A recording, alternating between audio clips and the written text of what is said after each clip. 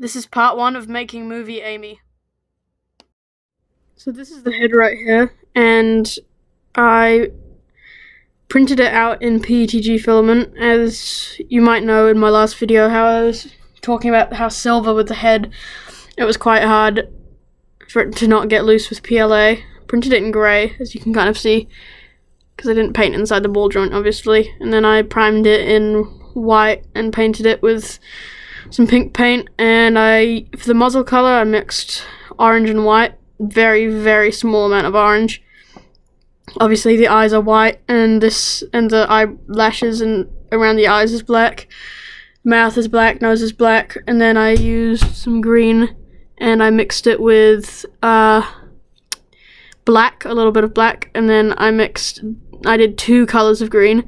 I did green and black and green and a bit of yellow for the top layer, and then obviously just white and black for the eye and pupil, and then I dry brushed it in with a really light pink, and obviously the headband is painted with red, so yeah. And if I grab my silver, I don't have the body yet for Amy, I just wanted to make it, but as you can see, if you put it on, it does fit really well, so that's good. It looks a bit wrong without the dress and everything, but I'm hoping that once I sculpt the dress and stuff, it will look good. Obviously, I'm not using my silver figure for it, but yeah, I'm going to be using Sonic's body as a base, and doing a similar thing with what I did with silver, obviously, sculpting in some of the details, 3D printing some of them. Yeah, so I think in terms of how paint goes, I think I did a better job on Amy, because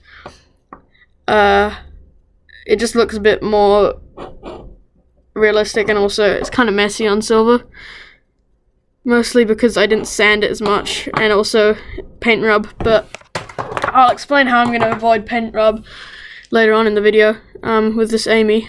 So yeah.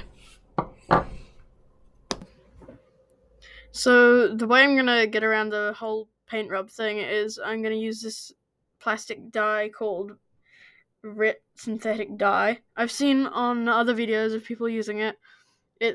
Basically instead of paints, it actually changes the color of the plastic and sinks into the plastic, which will be good because it means that no more paint rub will be happening. Because I saw on Tito the OG's channel where he made his Sonic Adventure 2 shadow figure that's what he used, and the results were really good. So I think that's probably the best way to stop the paint rub for this. And yeah, because it was a bit of a nightmare with silver with how much I had to just repaint the grey on him, and it makes it look less messy too. So yeah, that's what I'm going to be using. Okay, so that's basically all I have to say for this part 1 of my video. I don't know how long it's going to take me to do part 2, because it might be a while, but at least I have the head done, and yeah, there will be a part 2, but it might take a while to come out. Bye.